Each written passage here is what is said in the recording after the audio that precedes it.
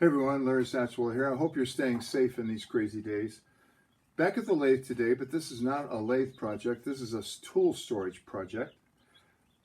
I learned to turn back in the 70s and 80s, and back then there was no internet, there were no videos on how to turn, and I learned from trial and error and from reading. And like a lot of people that learned how to turn at that time, I bought too many tools. There's a lot of people buying too many tools today. Well, I have a storage problem, and you can see the issue here. A lot of people don't like to store their tools on a magnet because they think it magnetizes the tool rest. I've never had that problem, but I've got a piece of plywood here left over from Dana's Surround. It fits really nicely here, and I've got an idea on how to store these tools. Let's get started. So the dollar store calls these universal hooks, and the last time I was there, they came 5 to a package. Previous to that, there were 3 to a package. So this makes the deal even sweeter. I've been meaning to do this project for a long time, and in fact I started it at one time, and then track season got started, and I just never got back to it. Now that track season, at least for now, has been canceled, it gives you a lot of time to think and do things. So this is pretty soft metal ones. I take just from the top here and snip them right in half. And you can see I've already done a few. They even come with their own screws. Can't beat that for $1. I'm going to start up here at the top with tools I rarely use. And this first one is a little hollowing tool I use for Christmas ornaments that I made a couple of years ago.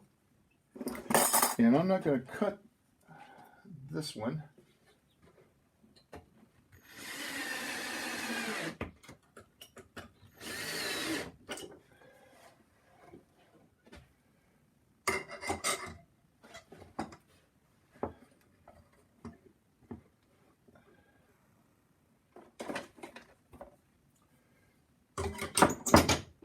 Well, as you can see, this is going to take forever. I'm going to put my short ones up here, and then the longer ones, probably do it by size. Check back with me later. So I'm making nice progress. No, I'm not the Brim Reaper, but that's a scythe from my father-in-law's barn that we brought as a souvenir from that place. Great place, I miss it. I put this shelf in here temporarily about 5 years ago. This is really a cool little piece of wood. This is the outside corner of a piece of cherry lots of years ago. I don't remember. Dana, do you? I made Dana 2 end tables and a coffee table from some glass she had left over from her college days. I think she was only a year or 2 out of college when I made them. 12 identical legs. And I had Grandpa's cherry, but it was too big. Instead of ripping those 4x, they were rough 4x4s, and just wasting the material, instead I cut the corners out, and I've been trying to think of something for years that I could make with these. And so far, the only thing I've made with them are shelves.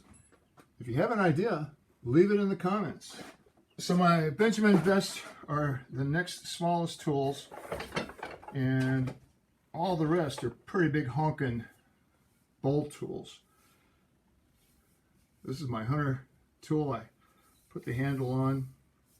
And I've got a couple of carbide cutters.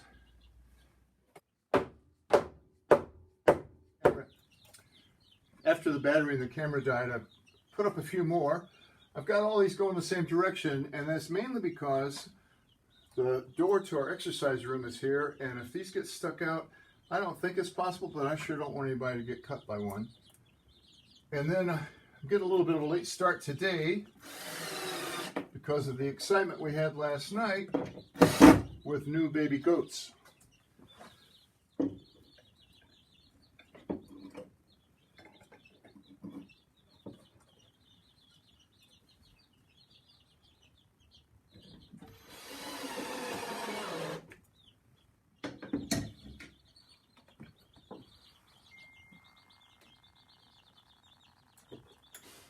Well, here it is.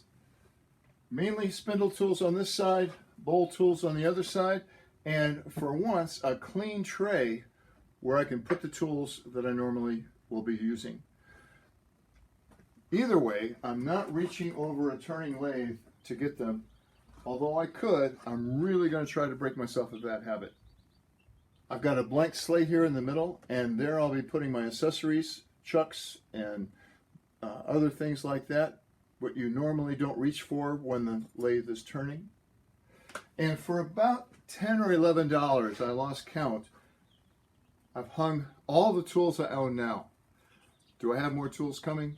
Of course. I've got a sweet little Thompson detail gouge that still needs a handle. What I'm going to do with them, that'll be in the future.